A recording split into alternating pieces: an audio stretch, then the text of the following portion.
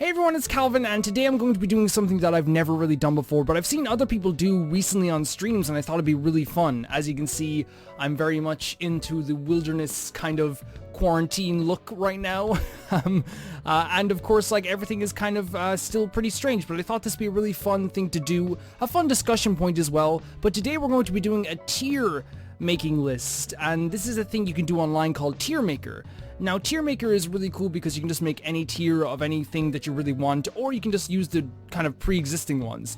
Today we're going to start off with something very small and very interesting at the same time, which is ranking all of the Zelda games in terms of how much I like them. And I think that's important to say before this video starts. It's not just like how good these games are, or how popular these games are, it's how I like them. So if you guys think differently, please let me know, because that's what makes this kind of like tier list thing, I think, fun, because people will have different opinions to me.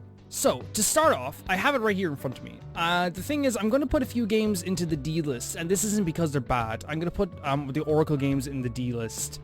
I'm going to put the Adventures of Link in the D list. I'm going to put any games that I haven't played in the D list. So that's the first ever Legend of Zelda game. Four Swords goes in there as well. Is that Four Swords? I don't even know what it is there.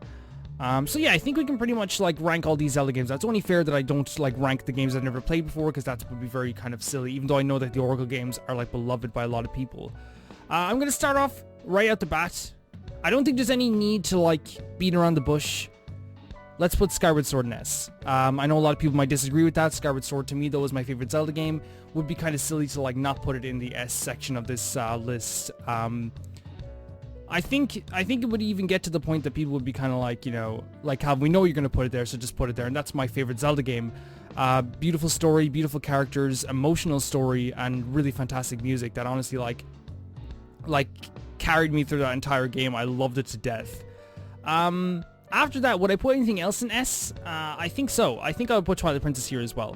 Twilight Princess is another game that like has one of the most beautiful tones, again, some of the most beautiful music, but really it has one of my favorite worlds at the same time, and some of my favorite characters and stories as well. It was my favorite Zelda game for years. I'm touching my hair like I'm in a 2006 emo band. That's what it's like. I have to hide it because it's in the in-between stage of growing, and I don't want to go to a hairdresser yet. So we have Twilight Princess, which I like really do love. Midna is one of the greatest characters ever, probably one of the greatest companions ever as well at the same time. The tone of this game is just so dark. It's so different from what you usually get in Zelda, but I think it's really fantastic in what it does. Another game I want to put in S, and I know this is kind of strange, but I want to put Link's Awakening there as well. Link's Awakening to me is a kind of like a perfect game. It's just not really bad in any way, shape, or form. It also has my favorite like combat. In terms of how dangerous it is. But also at the same time, Link's Awakening has one of the most fascinating worlds I've ever got to be a part of, one of the greatest stories I've ever got to be a part of.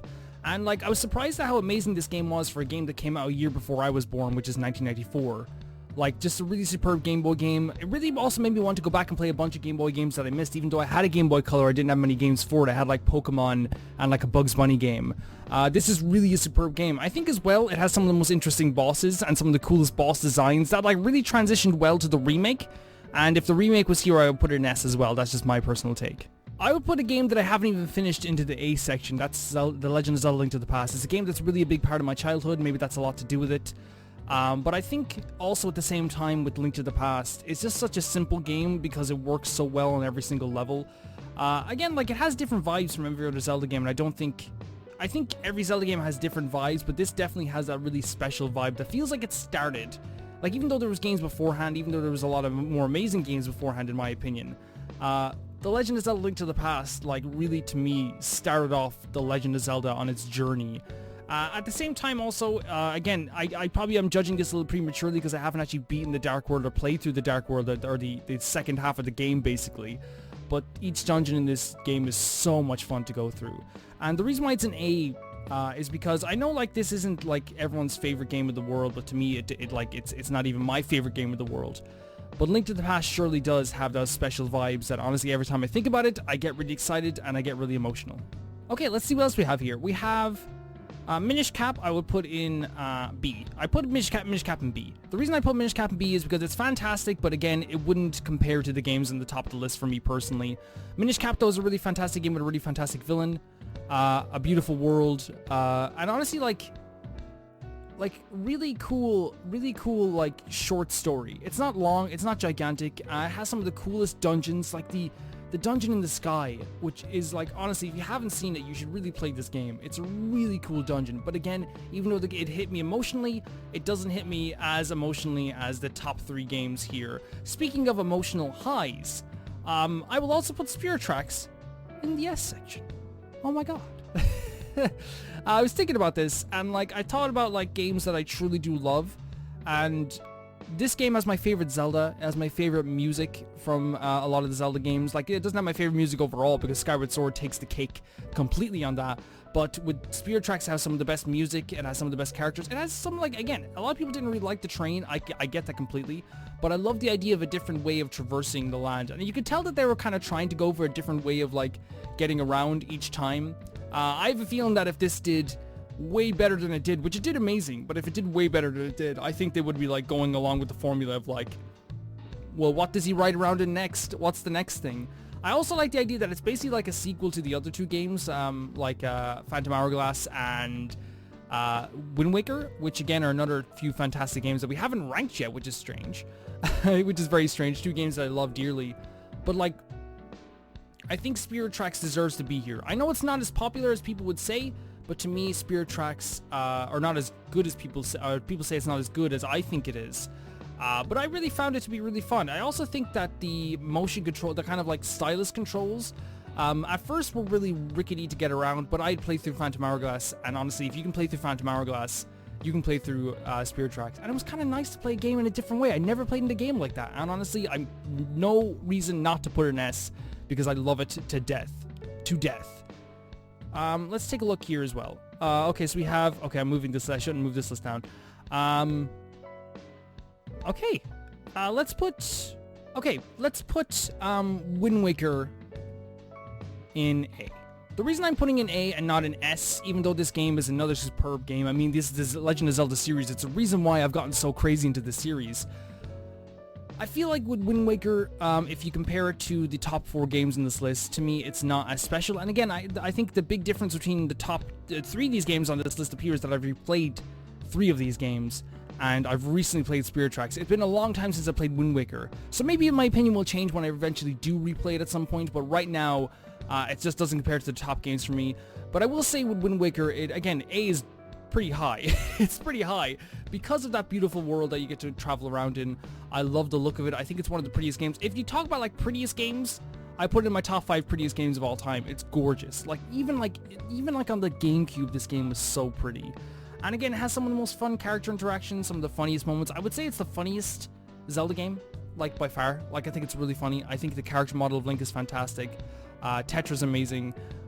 Like the twist in this game is fantastic, and even like the story like does hit kind of emotionally. It does, and like I feel like you can understand the bad guy a lot more in this game than you could in the other Zelda games, but in this game, truly, I feel like I understand. And also like going around this world is just so much fun. Like it's so much fun. Like, and I know like again at some points the quest can seem a bit long, can seem a bit like long in the tooth, but I think the idea that like this ocean is so vast and in some cases empty. Whenever you find an island, it's like the most fun thing in the world, and that's why this game is an A. It deserves to be an A. It deserves to be AA. Of course it does.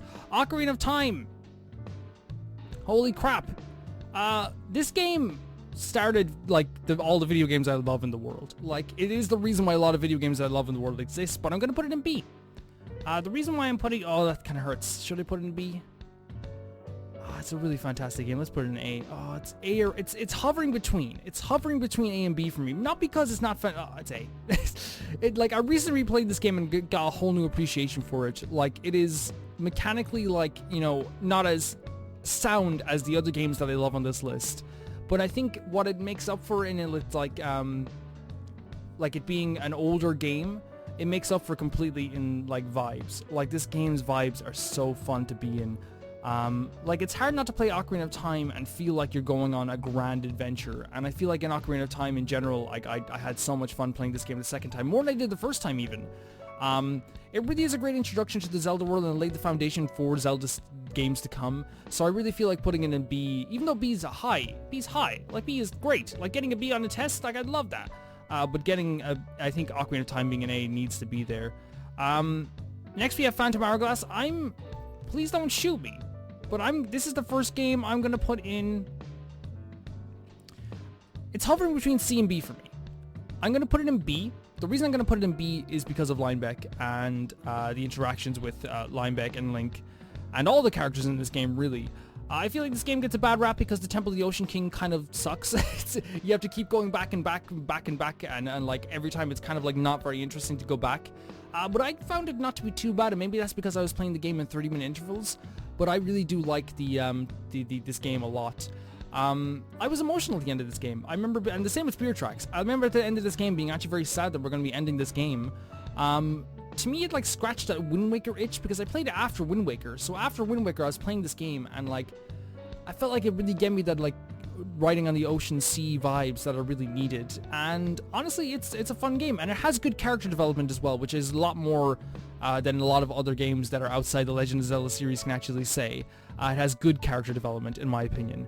After that, we have Link Between Worlds. I think this is a B. I think it's B. I played this on the 3DS. I really liked it. The only thing I can say about it really is that like I like Link to the Past more, even though I haven't finished Link to the Past. I know it's so confusing, but I would definitely put Link Between Worlds in B. Again, a high grade. It's a really fantastic game, but really fun. But again, I'll be honest, I don't remember a lot about it, so I think putting it higher would be kind of very silly, even though I know it's a really fantastic game. It's a really great game on the 3DS. Anyone should really pick it up. Breath of the Wild. I'm sorry, it's my favorite open world game I've ever played. It's the greatest open world game I've ever played. I can't wait for Breath of the Wild 2. Breath of the Wild, it was just like such a great experience. I came out of left field. I didn't even understand like how good this game was. Even after, I remember I was going to do a review right after, but I had to like wait months because every time I went to write a review of this game, I was like, I can't put into words why this game is so amazing. So I just had to like turn on a microphone and just talk for like 30 minutes. I just couldn't really like put into like typed words about how I feel about this game. Again, one of the most prettiest games I've ever played. I love everything about this game. I know people hate the shrines and people hate the weapon durability, and they hate the combat in some cases, and they hate the dungeons. For me, all of that is just so good. And while I don't think they can do that for the second game, which I will be making a game of what I want for The Legend of Zelda Breath of the Wild 2 very soon, while I don't think they can do that for the rest of this series of the Breath of the Wild 2, I do think that it works so well for this game. I also like how the story wasn't kind of like in your face. They kind of let you really feel this open world. You could like go around and get as much story as you want or as little story as you want, and at the same time also, climbing on everything is a mechanic that honestly, ever since I played it in Breath of the Wild and I couldn't do it in other open world games, it just felt bad playing other open world games. Like whoever came up with the idea, hey, you can just climb on anything. As long as you have enough stamina, you can climb on anything. Also, the paraglider, like one of the best mechanics in the game as well. Each different item that you get to use, like in your Sheikah Slate, so fun to use. I love going around this world and finding random people, random characters, climbing up on a mountain and seeing a vista. That's kind of like its own reward in itself. And the same thing with like the characters you meet. Because this world is so sparse, when you do meet someone, it's so fantastic. I'm gonna put Link to the Past and Four Swords Adventure here, because like I never played it, but like it's just Link to the Past and Four Swords Adventure. It's the one I had on the Game Boy, right? Really good. So maybe I should put. Well, actually, yeah. Huh. Because I've not actually no. I'm gonna put this here because it's the game I played. It's the Game Boy game I played. I loved it. I loved it to death. I played a lot as a child. And last but not least, surely not least, I think if you put Majora's Mask here, you have to put it in A. Game that has surprised me again. Not only with character interactions, but I think everyone knows that like the characters in this game are really fantastic. But how they shifted the whole Ocarina of Time on its head and did it in a year, I think they deserve a lot of credit for that. Music is great. I think the way the time travel works at the start is kind of like a bit jarring, but I think at the end it works perfectly for what it does. The last part of the video actually crapped out on me and I don't know where it's gone. But luckily I was able to record the entire video, or at least the entire tier part of the video. But I guess all I have to say is thank you so much for watching, and I hope you enjoyed this video. I really enjoyed making it. It was a lot of fun. It was very different from the stuff that I usually do, but I think in the end it turned out pretty okay. I had fun.